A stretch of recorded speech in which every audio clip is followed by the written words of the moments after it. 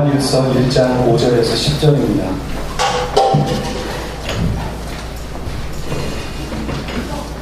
제가 이쪽에 있으면 좀 더 잘 보일까요? 이쪽은?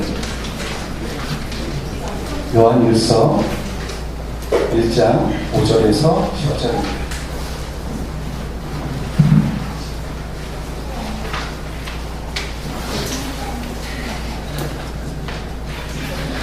볼펜이 지난주부터 필요한데요.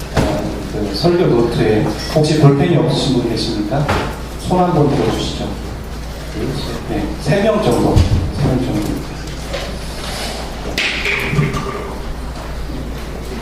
요한일서 1장 5절에서 10절.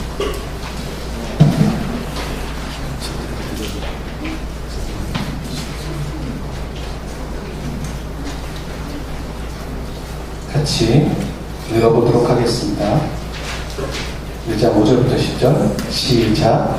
우리가 그에게서 듣고 너희에게 전하는 소식은 이것이니 곧 하나님이 있으시다. 우리에게는 어둠이 조금도 없으시 않을 것이다. 만일 우리가 하나님과 사귐이 있다고 없는 행사며 거짓말을 하고 진리를 하지 아니하려거니와 그가 우리 가운데 계신 것 같이 우리도 우리 가운데 가면 우리가 서로 사귐이 있고 그 아들 예수 그가 우리를 모든 죄에서 깨끗하게 하실 것이요 만일 우리가 죄가 없다고 말하면 스스로 속이고 또 진리가 우리 속에 있지 아니할 것이요 만일 우리가 우리 죄를 자백하면 그는 믿으시고 의로우사 우리 죄를 사하시며 우리를 모든 불의에서 깨끗하게 하실 것이요 만일 우리가 범죄하지 아니하였다 하면 하나님을 거짓말하는 이로 만드는 것이 또한 그의 말씀이 우리 속에 있지 아니하나. 아멘. 우리가 요한일서를 벌써 나왔네요. 요한일서를 묵상하면서 가장 이 부분을 우리가 극복하고 해결해야 될 부분이라고 생각합니다. 요한일서에 여러 주제가 있겠지만 많은 사람들이 얘기하겠지만 요한일서는 사랑이다, 이웃사랑이고 형제사랑이다 라고 얘기하는데 그것은 동전의 반만 보고 있는 겁니다. 사랑을 얘기하기 전에 그 요한일서를 썼던 그 배경, 동기는 분명히 이단과의 싸움이 있었습니다. 잘못된 신학들, 잘못된 신앙들이 결국에는 형제를 사랑하지 못하게 했고 또 잘못된 신학과 잘못된 신앙들이 어떻게 됐냐면 결국에는 죄가 우리는 죄가 없다 그리고 그냥 막 살아갈 수 있도록 성도들이 그런 것들을 영향을 끼친 것이죠. 그래서 지난 시간에도 얘기했지만 신앙과 삶은 분리가 될 수 있느냐라는 질문에 어떤 형제가 그럴 때도 있고 안 그럴 때도 있다. 그게 우리의 현실입니다. 그 형제만 그런 게 아니라 우리도 다 분리가 될 때 있고 분리가 안 되고 연결될 때도 있는 거죠. 근데 프로테지로 봤을 때 연결될 때보다는 분리될 때가 많은 거죠. 그렇기 때문에 오늘날의 그리스도인들이 안 믿는 사람들 앞에서 손가락질 당하는 이유가 그거죠. 그리스도인들에게 요구하고 기대하는 것들이 있는 겁니다. 너희들이 그렇게 믿고 있고 그렇게 신앙생활을 하고 있다면 그런 삶을 살아줘라 라고 얘기를 하고 있는데 사회에서 우리가 그리스도인으로 살아갈 때 그러지 못한 게 있는 거죠. 그러면서 그거에 대해서 안타까운 걸 넘어서 어떻게 저럴 수 있을까 그리스도인이 그런 얘기들을 하게 되는 것이죠. 그래서 우리가 우리 내부 안에서 그리스도인들 안에서도 신앙은 신앙이고 삶은 삶인 거예요. 여기서 뜨겁게 찬양을 한다 하더라도 삶에서는 그리스도인과 상관없이 성경과 상관없이 살아간다면 그게 바로 신앙과 삶이 단절되어 있는 것이죠. 지난 시간에 얘기한 것처럼 신앙과 삶과 연결되어 있고 어쩌고 얘기하기 전에 또 하나 연결하고 생각해 봐야 될 건 신학이라는 겁니다. 여러분들이 신학생이 아니지만 또 물론 요 안에 한두 명의 신학생들이 있긴 하겠지만 우리는 신학을 안 배웠어요 라고 얘기할 수 있겠지만 우리는 신학을 배웠습니다. 물론 학교 가서 돈 주고 배우진 않았지만요 우리가 구원받는 방법에 대해서 배웠잖아요. 누군가는 우리에게 전해졌고요 그것을 누군가 소개할 수 있다면 그걸 정리하고 있는 거죠. 그게 바로 신학입니다.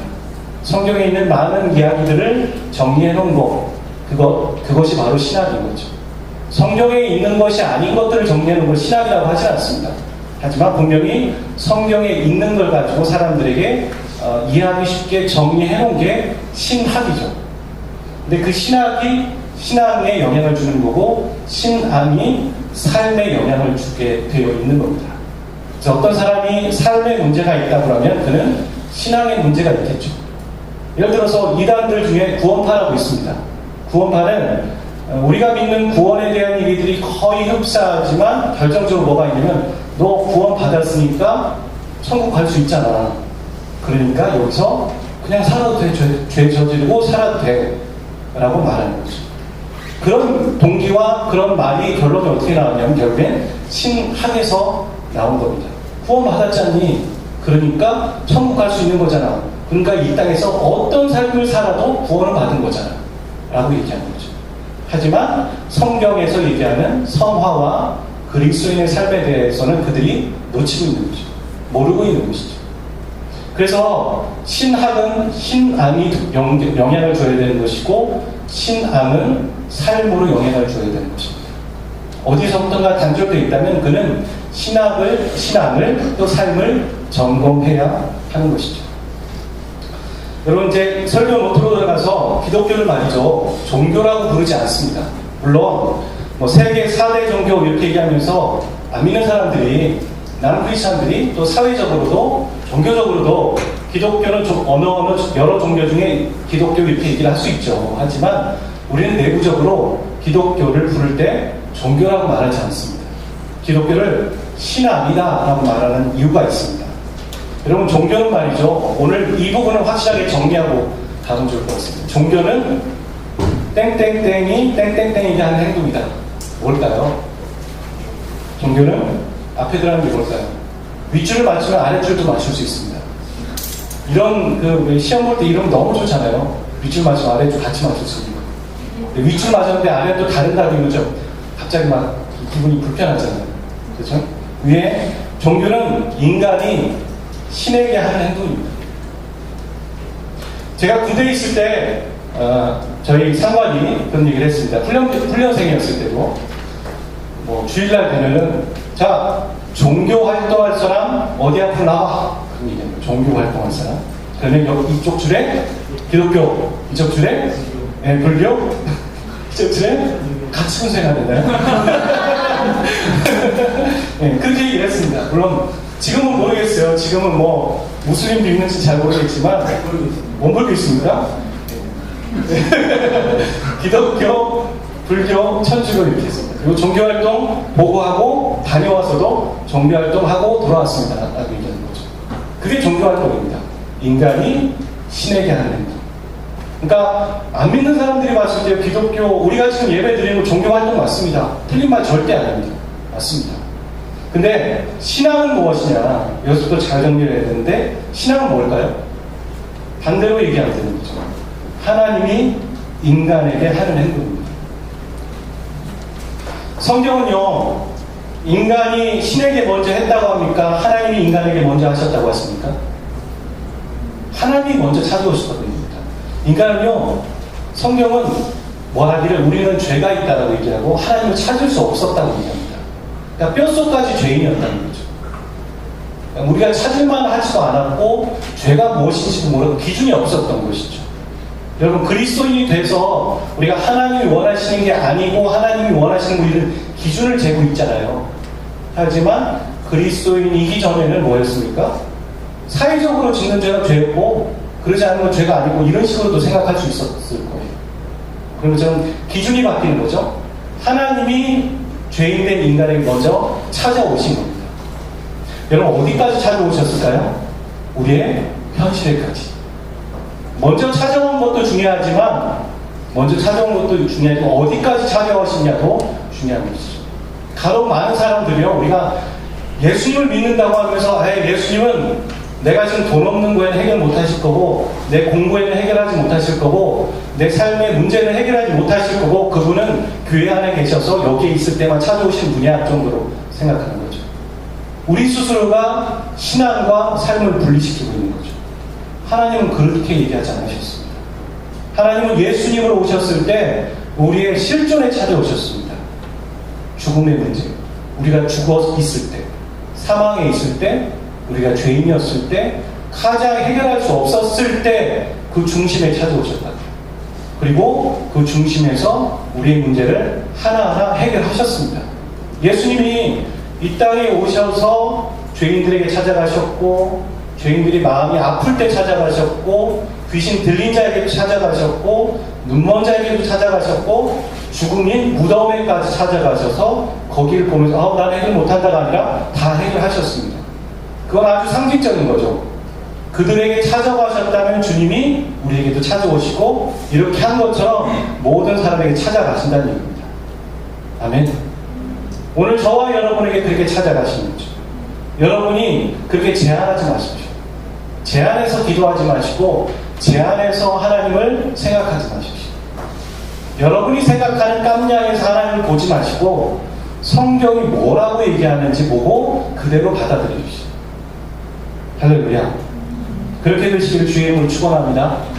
아멘 하신 분에게 갑절의 말이길 축복합니다. 두 번째 줄에 종교는 그리고 뭐냐면 인간이 신을 만들었습니다. 종교는 그런 겁니다. 인간이 신을 만드는 거죠. 만들어 놓고 어떻게 합니까? 인간의 필요가 있으니까요. 인간의 문제가 똑같이 여러분 오늘 우리가 갖고 있는 문제가 실존의 문제들이 몇백 년 전, 몇천 년 전 똑같은 고민이었어요. 어떻게 먹고 살지? 어떤 문제를 해결하지? 인간들과의 관계 문제. 다 똑같단 말입니다. 시대가 바뀌었기 때문에 그때는 어떤 핸드폰이 있긴 하겠지만 인간의 실존의 그 깊은 곳에 들어가 똑같은 고민이 다 있단 말이에요. 인간이기 때문에. 근데 그때도 인간들은 똑같은 필요를 가지고 뭘 했냐면 신을 만들었습니다. 우리의 필요를 위해서. 바다 사람들은 바다에 신이 있다고 믿습니다. 그리고 해마다 또 절기마다 어떻게 합니까? 제사를 드리면서 물고기가 잘 잡히게 해달라고 얘기합니다. 그리고 바다 사람들이 배 타고 가다가 죽지 않게 해달라고 합니다. 그건 누구를 위해서입니까? 본인들의 생업을 위해서 신을 만들고 또 어디에 신이 있을 것 같다라고 생각하고 이렇게 만들어내는 거. 그게 바로 우리가 알고 있는 우상입니다. 그래서 우리가 아이돌 그렇게 얘기하잖아요. 우상이라는 거잖아요. 우리의 우상. 아이돌 그룹 그렇게 말하는 거죠. 신은 인간이 신을 만든 게 바로 종교인 거죠. 하지만 신앙은 무엇입니까? 기독교는 말이죠. 신앙이라고 얘기하는데 그 이유는 우리가 하나님을 만들지 않았단 말이에요. 하나님은 뭐라고 얘기하면 출애굽기 3장 14절 여러분이 갖고 있는 성경을 한번 찾아보시겠습니까? 출애굽기 3장 14절.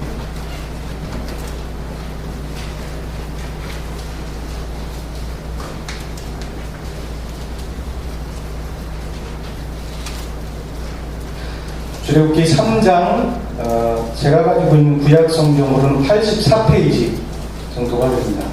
앞부분에 있어요. 창세기 출애굽기 3장 12, 13, 14까지 읽어보겠습니다. 3장 12, 13, 14 같이요. 시작. 하나님이 이르시되 내가 반드시 너와 함께 있으리라. 내가 너를 백성들에게 주사주와 연했는데 너희가 이 산에서 하나님의 손길이니 이것이 내가 너를 보낸 증거니라. 모세가 하나님께 아뢰되 내가 이스라엘 자손에게 가서 이르기를 너희의 조상의 하나님이 나를 너희에게 보내셨다 하면 그들이 내게 묻기를 그의 이름이 무엇이냐 하니 내가 무엇이라고 그들에게 말하리라. 하나님이 모세에게 이르시되 나는 스스로 있는 자이니라. 또 이르시되 너는 이스라엘 자손에게 이같이 이르시기를 스스로 있는 자가 나를 너에게 보내셨다. 네. 모세가 그런 얘기를 하는데 내가 가서 저들이 하나님을 뭐라고 누구냐고 얘기하면 어떻게 얘기합니까? 그랬을 때 하나님의 이름을 소개해 주는데 하나님이 나는 스스로 있는 자다. 그렇게 말하는 거죠. 그게 바로 여호와라는 뜻입니다. 나는 스스로 있는 자다. 그리고 우리가 수련회 때 배웠지만 여호와라는 뜻이 바로 또 다른 말로는 살아계신 하나님이라는 뜻인 거죠. 어미가 같다고 제가 말씀드렸습니다. 하나님, 여호와라는 분은 어떤 분이시냐? 자기의 영광을 자기가 어떤 분인지에 대해서 감추는 분이 아니라고 얘기했습니다. 드러내시는 거죠. 자기의 영광을 드러내시고 자기가 어떤 분인지 우리에게 알려주시는 분이라고 얘기했습니다. 그게 또 다른 말로 계시인 거고 계시의 정점이 예수 그리스도이고 여러분이 가지고 있는 성경인 거죠. 그러니까 우리로 하나님을 알라고 자꾸 얘기하시는 겁니다. 내가 어떤 분이, 내가 어떤 사람인지, 어떤 존재인지 너희들이 좀 알아라. 그냥 자기 과시가 아니라 바로 우리가 그분을 알아갈 때 우리에게 생명이 있다. 그 얘기를 하고 있는 것이죠. 그래서 기독교는 스스로 있는 우리가 만들어낸 하나님이 아니라 스스로 계신 하나님을 믿는 거기 때문에 신앙입니다. 여러 종교 중에 하나라고 다른 사람들이 말할 때 우리는 그럴 수 있다라고 얘기할 수 있겠지만 우리 내부에서 갖고 있는 정리와 정립은 달라야 하는 것이죠. 내가 지금 다원주의 시대에서 많은 종교 중에 하나를 믿고 있어 라고 혹시 여러분 가운데 생각하고 있다면 그것을 바꾸시기를 주의 이름으로 축원합니다. 그렇지 않습니다. 우리는 살아계신 하나님, 인간이 만들어낸 신이 아니라 그냥 스스로 계신 하나님을 믿고 있는 겁니다. 근데 그 하나님은 어떤 분이시냐? 그 하나님을 여러 개로, 여러 부분을 소개할 수 있겠지만 오늘 우리가 요한일서를 보면서 생각하는 것, 그 하나님은 인격이시라는 거죠. 우리가 인격을 갖고 있잖아요. 그렇죠? 단편적인 예로요. 우리가 다른 사람으로부터 무시를 당해요. 그러면 자존심이 상합니다. 기분이 나쁘고 그 사람과 싸우려고도 합니다. 왜요? 우리가 인격적인 존재이기 때문이에요. 무시를 당하면 그런 거죠. 우리가 인격적인 존재해야 되는 거, 아리스토텔레스가 인간은 사회적 동물이라고 말했습니다. 혼자 있지 못하고 관계적인 존재이다. 아리스토텔레스가 그것을 정리한 게 아니라 아리스토텔레스가 그러니까 하나님이 우리에게 만들어 놓으신 기본적인 속성들을 발견해서 정리했을 뿐입니다. 하나님이 우리에게 그런 것들을 부여하신 거죠. 하나님이 아담과 하와를 창조하시고 그들에게 인격적으로 대우하셨습니다. 너 누가 그렇게 했니? 누가 선악과 따먹게 했니? 그랬을 때 아담은 하와가 그랬다고 했고, 그렇죠? 하와는 사단이 그랬다고 얘기했습니다. 그들에게 기회를 주셨죠. 그래도 그들이 기회를 얻지 못했을 때 하나님은 다시 예수 그리스도를 보내주실 거라고 얘기하셨습니다. 우리가 무엇이 안 돼요? 하나님 그냥 솔직히 없애면 없앨 수 있는 존재인데 하나님은 인격적인 존재이시기 때문에 그들에게 기회를 또 주고 계신 거죠. 이렇게 하나님은 인격적인 존재이시라는 겁니다. 인격이란 무엇이냐?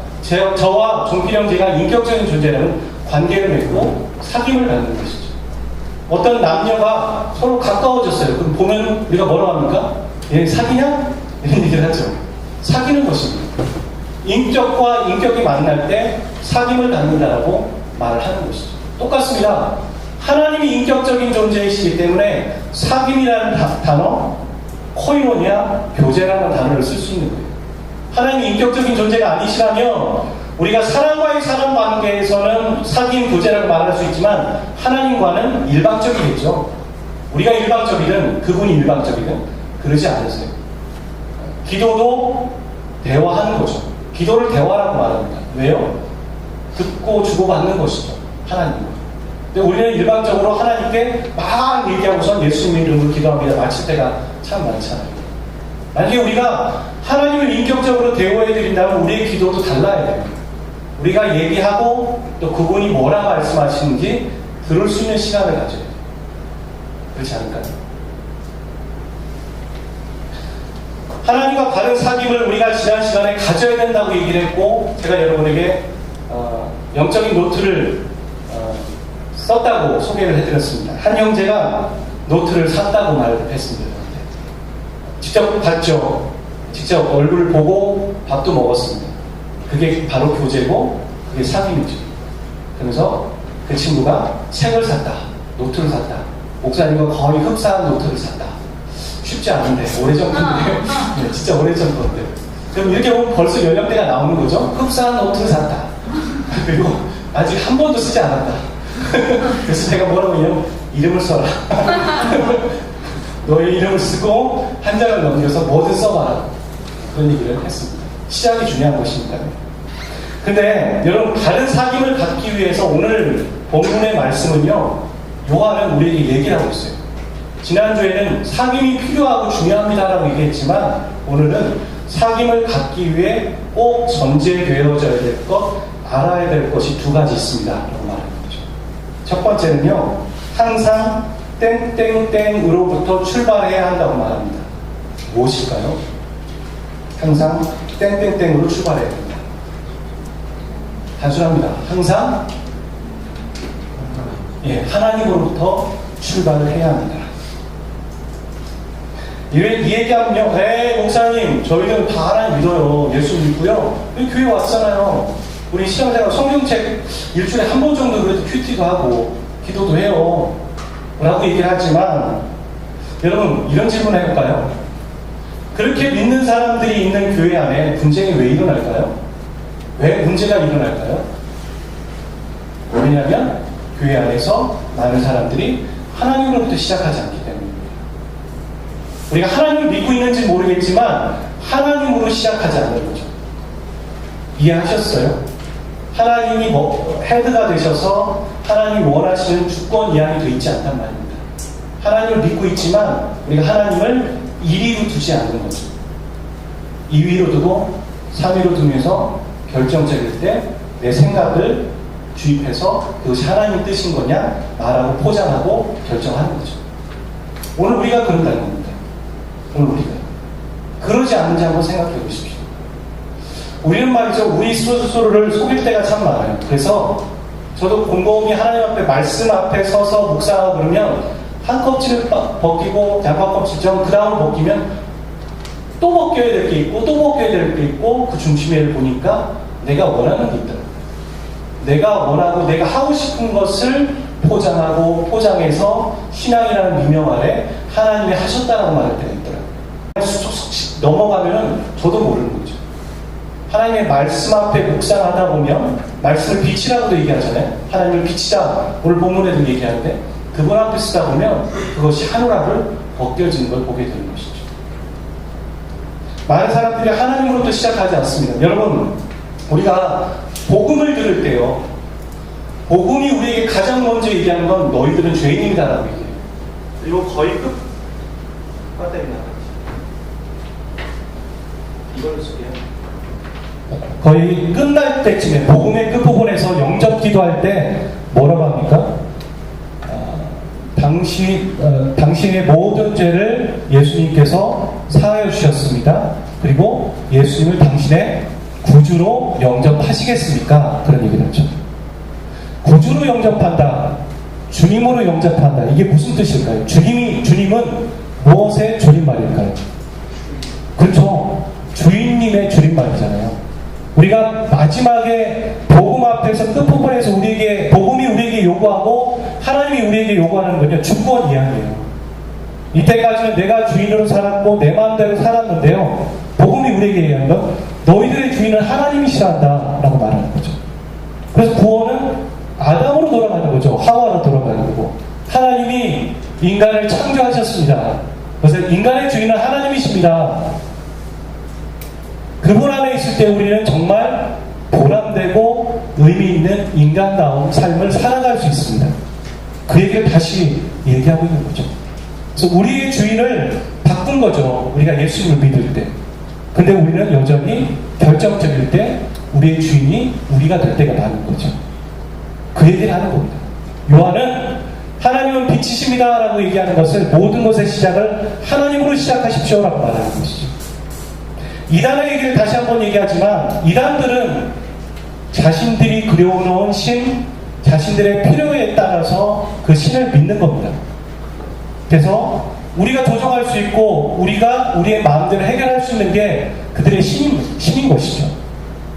하지만 우리는 그래서는 안 되는 거죠. 우리가 조정하고 우리 마음대로 부리는 게 아니라 그분 앞에 우리가 가는 겁니다. 여러분, 성경은요, 인간을 집중하지 않습니다. 성경이 인간을 집중하는 것 같으세요? 여러분, 그렇지 않습니다. 성경은 인간을 집중하지 않고 하나님을 집중합니다. 인간은 배경 정도예요. 성경이 계속 말하는 건요, 하나님이 하셨다라는 거예요. 하나님이 이루어 놓으셨고 하나님이 해결하셨고 우리가 죄인이었을 때 우리에게 찾아와 주셨고 우리의 죄의 문제를 해결하셨고 하나님의 자녀 삼으셨고 하나님의 자녀로서 우리가 누릴 수 있는 것들을 계속 얘기하고 있을 뿐이에요.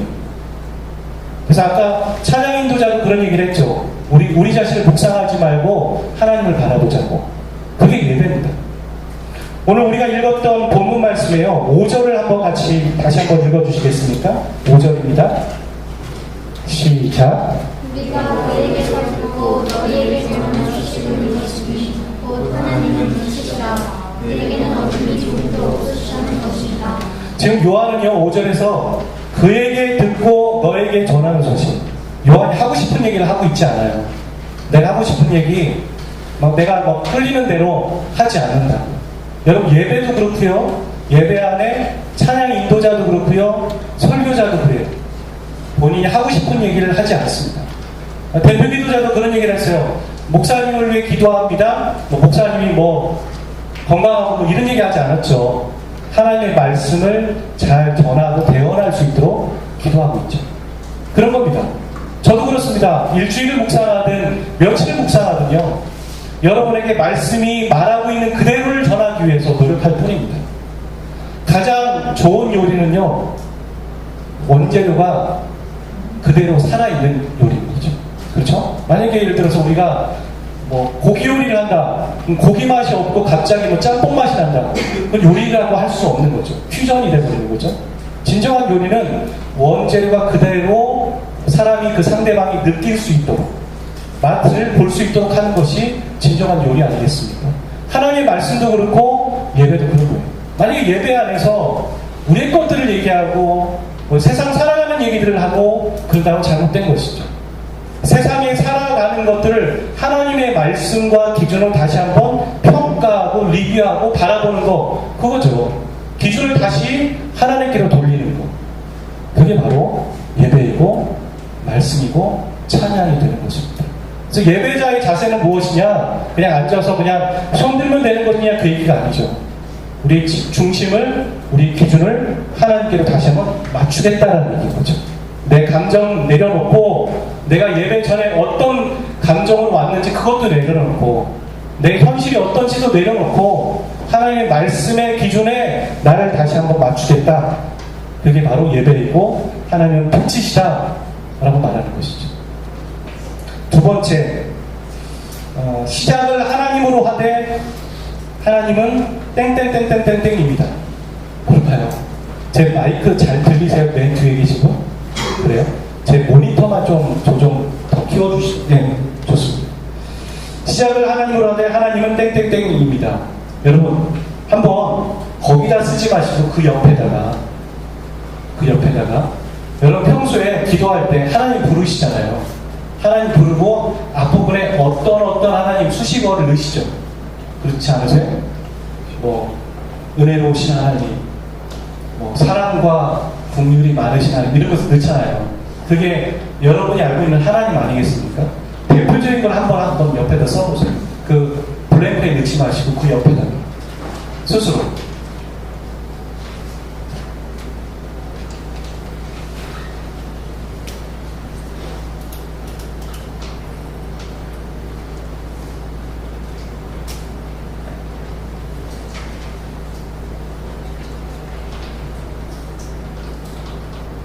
쓰셨습니까? 옆 사람과 한번 좀 잠깐 소개해 주시고 나눠보시죠.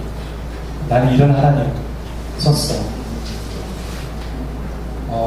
똑같습니까? 좀 다릅니까? 이런 하나님도 있네. 혹시 소개해 주실 수 있는 분 있습니까? 일어나지 않아도 돼요. 그냥 말로만 하셔도 돼요. 아니면 자기 분 소개해 주셔도 돼요. 자기가 알고 있는 하나님. 재성이 형 제가 여기도 소개하고 저쪽도 소개했는데 얘기해 주시죠. 죄송합니다. 뭐라고 쓰셨어요? 오메가? 알파와 오메가? 갑자기 오메가가 생각해가지고 네, 알파와 오메가 중에 오메가라고 썼습니다. 모르는 분도 계시겠지만 헬라어의 시작이 알파고 마지막은 오메가죠. 그래서 알파와 오메가, 약이 아니라 오메가, 마지막이신 하나님. 또 다른 분 한 분만 더 소개해 주죠. 있습니까? 네, 지원자매.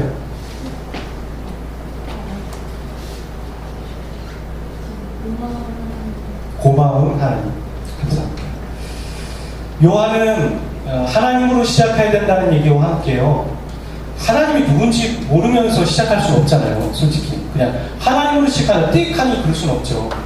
우리가요, 자녀들이 초등학교에 딱 들어가면 부모들이 초등학교 가는 자녀들에게 교육을 하기 시작합니다. 뭐냐면, 야, 너 학교 끝나고 누가 뭐 사준다고 해도 절대 따라가지 마. 그리고 누가 데려가려고 하면 도와주세요! 그리고 소리 질러야 돼. 이런 얘기 합니다. 왜 그러죠? 그 아저씨가 누군지 어떻게 알고서 따라가요? 그 아저씨가 주는 거에 약이 타 있을지도 모르는 건데. 그렇지 않습니까? 그런 것처럼 우리가 하나님으로 시작한다고 하는데 하나님이 어떤 분인지 모르고서 시작하면 안 되는 거죠. 근데 우리 나름대로 다 하나님이 어떤 분인지 알고 있는 거예요. 근데 지금 여기서는 그래 좋다 요한이 얘기해 다 좋아 그렇게 시작하면 돼 라고 말하지 않는 거예요. 우리가 놓치고 있는 거죠. 놓치고 있는 그 하나님의 속성 그리고 하나님의 성품 그 어떤 하나님 그게 지금 여기 나와 있는 거죠. 여러분 빛은 어떤 역할을 할까요? 빛 밝게 하죠. 그렇죠? 또 빛이 없으면 어떻게 될까요? 안 보이고 또 살 수도 없고 그리고 춥고 곰팡이도 날 테고 여러 가지가 있겠죠. 뭐라고 하지 마세요. 네, 뭐라고 하지 마세요. 빛이 그런 역할을 합니다. 성경에서 말하는 빛이라는 것은 죄와 연결되어 있는 거예요. 하나님이 빛이십니다 라고 얘기하는 것은 죄와도 연결되어 있는 것이죠. 우리가 많이들 제가 여러분에게 써보라고 한 이유는요, 하나님 하면 여러 가지 얘기하는데 다 좋아요. 너무 좋아요. 너무 우리가 듣기 좋고 또 귀에도 좋고 다른 사람을 소개하기도 너무 좋은 거예요. 사랑과 은혜와 긍휼이 많으신 하나님. 교회가 많이 얘기하는 게 뭐냐면 사랑, 용서, 긍휼이란 말이죠. 근데 말이죠 여러분, 사랑의 이면에 사랑과 똑같은 동전의 양면과 같은 건데 사랑과 똑같이 함께 가야 되는 게 뭔지 아세요? 여러분이 자녀를 키워요. 하고 싶은 대로 해. 너 하고 싶은 거 다 해. 돈 줄게. 하고 싶은 거 다 해. 그게 아이를 정말 잘 키우는 방법인가요? 아니잖아요. 우리 알고 있죠. 그 아이에게 어때 잘못했을 때 어떻게 합니까? 돈을 더 줘야 됩니까? 아니죠. 어떤 때는 훈계하고 혼내기도 하고 때릴 때도 있어요. 그렇죠? 그게 사랑이에요. 그럼 막 때리기만 하면 사랑입니까? 그건 사랑 아니에요. 사랑만 좋아하는 거 다 해준다고 해서 그것도 사랑도 아니지만 때리기만 하는 것도 사랑 아니에요. 두 가지가 같이 있을 때 아이들은요, 아, 부모가 나를 사랑하는구나 그걸 알 수 있는 거예요. 집에서는. 하나님의 성품 가운데 지금 요한이 말하는 건요, 빛이라는 얘기는요, 우리의 죄의 문제를 해결하셨다는 얘기예요. 예수님이 이 땅 가운데 왜 오셨을까요? 왜 우리에게 찾아오셨을까요? 우리의 구원하시기 위해서, 우리를 용서해 주시기 위해서요? 맞아요. 하지만 그 시작은 뭐예요? 죄를 없애기 위해서. 하나님 죄를 싫어하세요. 죄를 미워하시고 죄를 경멸하세요. 죄를 해결하시는 거예요. 만약에 죄의 문제를 해결하지 않고 거룩한 하나님, 공의의 하나님을 얘기하지 않는다면 하나님은 항상 용서만 하셔야 되는 거죠. 그러니까 용서만 하시는데 굳이 왜 십자가가 필요해요?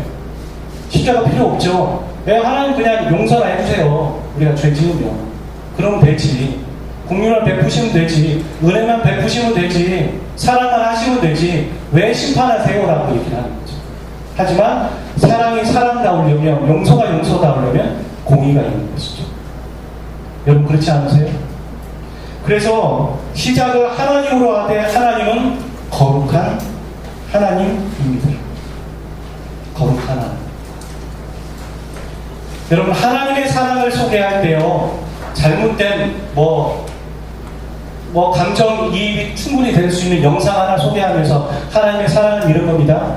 혹은 어떤 예화 들으면서 하나님의 사랑은 이런 겁니다. 쉽게 얘기할 수 있는 것 같은데요, 그렇게 말하면 안 돼요. 많은 사람들이요, 그 영상을 보면서 하나님의 사랑이 저런 거구나 얘기할 수도 있고요, 어떤 예화를 들으면서 하나님의 사랑이 저런 거구나 얘기할 수 있지만 그런 흔한 사랑하고 하나님의 사랑은 분명히 달라요. 그래서 성경은 하나님은 거룩하시다 말하는 거예요. 우리가 그래서 설교자들이 예화를 들 때 조심해야 되는 거죠. 왜냐하면 세상에 딱 맞는 예화가 없거든요. 인간적이거든요. 그래서 우리가 세대주의를 조심해야 되는 거죠. 설교를 할 때, 하나님의 말씀을 소개할 때 세상에 지나가는 원리와 과학의 원리와 흐름들을 보면서 자, 세상의 원리가 이렇죠. 성경도 이래요. 이렇게 말하면 안 되는 거죠. 문제가 있는 거예요. 왜냐하면 세상의 원리가 성경의 원리와 다 맞지 않거든요. 여러분, 세상의 원리와 기준이 성경의 기준과 같다고 생각하세요? 아니요. 과학보다 세상의 원리보다 성경은 훨씬 높이 있습니다. 그리고 그 성경의 원리와 그 기준들을 과학이 찾아가고 있는 것 뿐이에요. 그래서 성경이 말하고 있는 걸 가지고 세상을 바라볼 수는 있지만 세상에 있는 걸 가지고 성경을 볼 수는 없어요. 위험한 거예요. 그래서 세상의 부모의 사랑과 혹은 물론 그런 사랑을 비유할 수 있겠죠. 하지만 그게 주가 돼서는 안 된다는 얘기예요. 그건 자칫 우리가 그려놓고 우리가 만들어 놓는 하나님의 사랑을 얘기할 수 있는 거죠. 많은 사람들이 십자가를 얘기할 때요, 십자가 하면은 우리가 목걸이에 십자가도 달고 십자가도 이쁘게 꾸미면서요, 십자가의 희생과 죽음과 신약에서의 십자가는 죽음이에요. 수치고요. 유대인들이 가장 경멸하고 가장 싫어했던 것 중에 하나는 죽음보다 더 싫어했던 건 명예였어요. 명예. 그래서 명예의 반대말이 수치였다고요. 십자가는 수치라고요. 근데 오늘날 십자가는 뭐예요? 이쁘게 꾸며놔요. 상징적으로도 그렇고 우리가 말로도 십자가를 얘기해요. 하지만 그게 진정한 성경이 말하는 십자가일까? 아닐 것 같아요. 이렇다라는 거죠. 성경을 해석하는데 해석하는 과정 가운데 그것들을 미화해버리는 거예요. 우리가 하나님의 사랑을 소개할 때도 미화해버리는 거예요.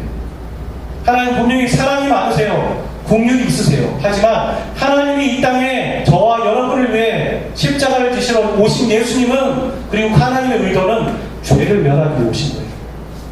아멘. 죄를 멸하고 우리를 용서하신 것 같이 붙어있는 거죠. 그래서 하나님으로 시작하는 많은 사람들이 해야 될 게 뭐냐면 죄의 문제를 하나님께 회개하는 걸로 시작하는 거예요. 여러분 기도할 때 회개를 먼저 하세요. 여러분이 예배에 앉아서도 회개 기도 하셔요.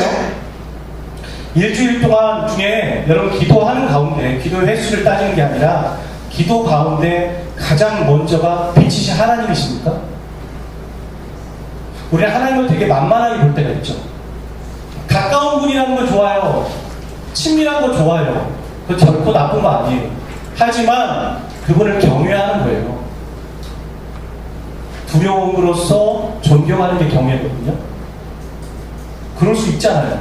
여러분, 훌륭하신 선배와 교수들 있으면 참 저분 인격도 훌륭하신데 내가 따라다니는데 만만하게 여깁니까? 여러분 안 그러잖아요. 그 사람을 존경하면서 그 사람을 따라다니고 그 사람과 가까이 있고 싶어 하는 거잖아요. 그게 경외라는 거예요. 하나님은 우리와 함께 우리의 실존에 계시지만 또한 죄의 문제를 해결하신 분이라서 우리의 죄의 문제를 하나님 앞에 먼저 아뢰는 거죠. 그게 사귐의 시작이에요. 회개가 하나님의 은혜의 마당을 연다라는 얘기가 있어요. 회개가. 그래서 거룩한 하나님입니다. 여러분, 하나님이 어떤 분인가를 바르게 아는 자는요, 자신이 어떻게 살아야 하는지도 결정하겠죠. 여러분 5번에 보시면요, 제가 지금 요한복음 4장 24절과 요한일서 1장 5절과 7절을 소개해드렸어요. 여러분 요한은 요한일서만 쓴 게 아니라 요한복음도 썼다고 했어요. 그의 편지에 똑같이 나와 있는 거죠. 여러분, 하나님은 영이십니다. 그리고 끝나지 않았죠. 우리가 잘 아는 말씀이잖아요. 요한복음 4장 24절 한번 읽어주세요. 시작. 예비하는 자와 영과 진리로 예배하라. 그러면 다음에 하나님은 빛이십니다. 그 다음 읽어주세요.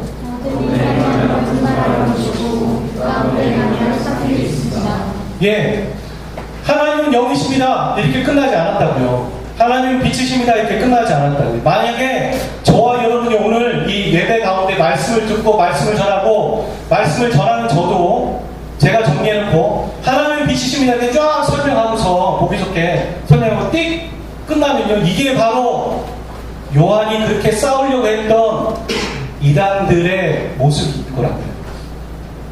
이단들은 머리만 알고 지식으로만 알면 하나님을 안다고 생각한 거죠. 아까 얘기했잖아요. 신앙과 삶은 분리될 수 있다고 생각하는 거죠. 신앙은 여기서 잘하고 들었어, 예배 왔어, 예배 도장 찍었어. 하지만 삶은 내 마음대로 사는 거예요. 요한 그렇게 말하지 않아요. 하나님은 영이십니까? 그럼 영으로 진리로 예배하십시오. 삶이 연결되어 있죠. 말씀하는 이미. 하나님 빛이세요? 그러면 어둠에 행하지 마시고 빛 가운데 행하세요. 이 빛 가운데 행한다는 게 무엇입니까? 그게 바로 회개하는 삶을 살아가는 것이죠. 그리고 또 하나는 죄를 짓지 않고 살아가는 삶. 두 가지가 연결되어 있는 것이죠. 여러분, 디모데전서 4장 8절 말씀 한번 읽어주시겠습니까? 시작.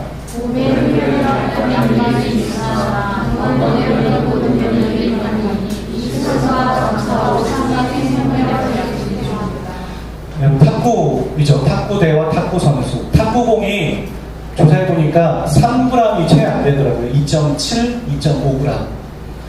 1,000원짜리 지폐 한 장이 1g이에요. 그러니까 1,000원짜리 지폐 2장 반 정도 되는 아주 가벼운 무게입니다. 저 공을 어떤 때는 스매싱도 하고 어떤 때는 드라이브도 해야 돼요. 스매싱 그냥 휘어치는 거고 드라이브는 깎아내리는 거, 깎아서 올리는 거거든요. 스핀을 주는 거거든요. 저 빠른, 순간적으로 빠른 공을 어떻게 탁구 선수가 게임에서 칠 수 있을까요? 어떤 때는 드라이브, 어떤 때는 스매싱. 연습이에요. 제가 알고 있는 탁구 선수가 한 번에 한 4,000개 이상을 친대요. 하루에 연습을 하기 위해서 4,000개를 치는 거죠. 빠른 공이잖아요. 저도 탁구를 좋아하지만 딱 보면은 순간적인 거지 머리로 생각하면서 야 이거 드라이브 쳐야지, 이거 스매싱 해야지, 어떻게 해야지 그러지 않아요. 그냥 본능적으로 나가는 거예요. 본능적으로 나가기까지 평소에 4,000번을 치는 거죠. 매일매일. 하루도 빠지지 않고. 치다가 안 치면 굳어지거든요. 기타도요, 안 치다 치면 이렇게 스트로크가 안 돼요. 똑같은 거예요. 여러분, 우리가 사귐을 시작해야 되고, 그 다음에 사귐의 시작은 이렇게 해야 되지만요, 놓치면 안 되는 게 있어요. 우리는 지금 어떻게 생각하느냐면요, 은혜가 필요하다고 얘기는 하는데, 그 은혜가 어디까지 해결해 줄 수 있냐면, 난 탁구를 안 치지만 탁구를 선수가 돼서 경기에서 이길 수 있다고 생각하는 거와 똑같은 거죠. 하나님의 은혜로. 우리의 도전이 필요하고 훈련이 필요하고 연습이 필요한 거죠. 처음엔 안 될 거예요. 쉽지 않아요. 저도요, 여러분 나이 많을 때 큐티 책을 가지고 큐티를 시작했습니다. 큐티 책을 갖지 않으면 어느 부분에 해야 될지 모를 때도 있고, 또 본문 가지고 이해하지만 그게 내 마음대로의 해석이 되버리니까 안 되잖아요. 그래서 큐티 책은 본문도 정해있고 그 옆에 해설도 있으니까 제가 이상한 길로 가지 않도록 도와주는 역할을 하죠. 근데 그 큐티 책을 사가지고 첫 장을 씁니다. 저는 이름만 쓰진 않았어요. 이름도 쓰고 첫 장을 썼어요. 첫날 거. 그리고선 책꽂이에 꼽아놓습니다. 그러기를 몇 년 계속. 그리고선 한번 책을 버릴 때 이렇게 묶어가지고 버리는 거죠. 묶어서 버릴 때 어떻게 합니까? 속에 못 썼나 보면 아무것도 없어요. 첫 장 쓰고 말고 끝부분에 하나 쓰고 말고 그러기를 몇 년을 계속 하는 거죠. 하지만 그때마다 샀어요. 사서 구입하고 도전했어요. 그 도전이 대단했다는 얘기를 하는 게 아니라요, 시도가 중요하다는 거죠. 첫 수를 뜨고 시작을 하는 게 중요한 거죠. 성경은 지금 디모데전서 4장 8절에 얘기합니다. 몸의 훈련은 약간의 유익이 있으나, 여러분 헬스 하시는 분들 계시죠? 몸의 훈련이 약간의 유익이 있습니까? 그 얘기가 아니에요. 바울이 몸의 훈련은 약간 뭐 떨어지고 열등하고 그 얘기를 하는 게 아니라, 몸의 훈련과 몸의 헬스는 이 땅에서는 유익해요. 하지만 경건의 훈련은 모든 면에서 유익한 거예요. 우리가 하나님의 나라에 가서만 유익한 게 아니라 지금의 이 땅에서도 유익하고 모든 면에서 유익하다는 거 말하는 것이죠. 그러면서 훈련이 필요하다고 말하는 거예요.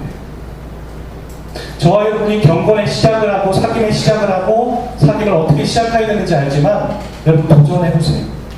훈련을 해보시라는 거예요. 큐티책을 사고 아침에 기도할 때 하나님으로 시작해 보세요. 여러분이 사역을 한다면 사역도 하나님으로 시작하세요. 내가 하나님으로 시작하지 않는지 점검해 보세요. 그리고 또 하나, 회개로 시작하시는 거예요. 거룩하신 하나님. 마지막 한 그림만 소개해드리고 마치려고 해요. 여러분 요거 보신 적 있으세요? 본 적 있어요? 본 적 없죠? 본 적이 없는 사람이 많죠.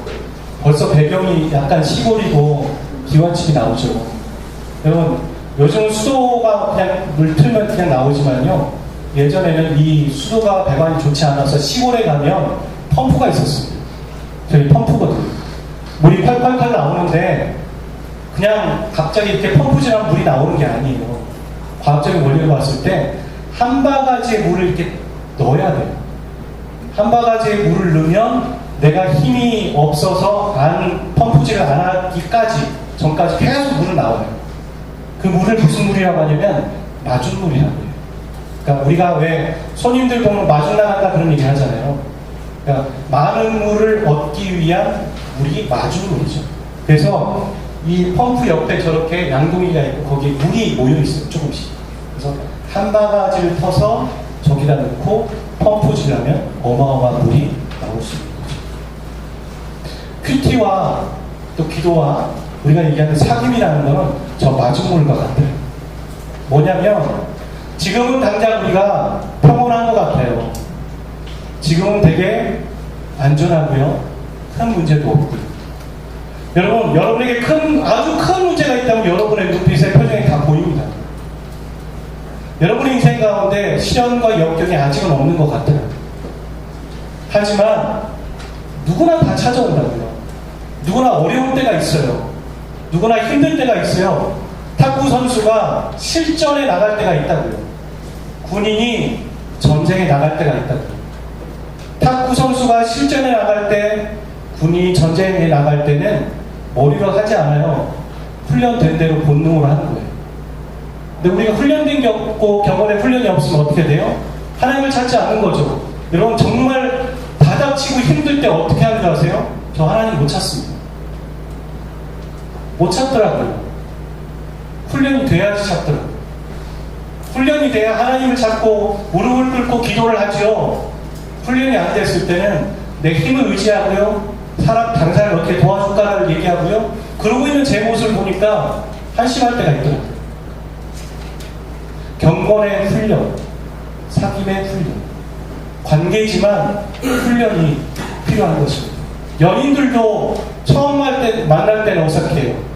하지만 계속 만나고 그 만남을 갖다 보면 사귐의 성숙과 깊이가 있는 거죠. 똑같아요. 인격적인 만남은 연습이 필요하고 훈련이 필요하고 시간이 필요한 거예요.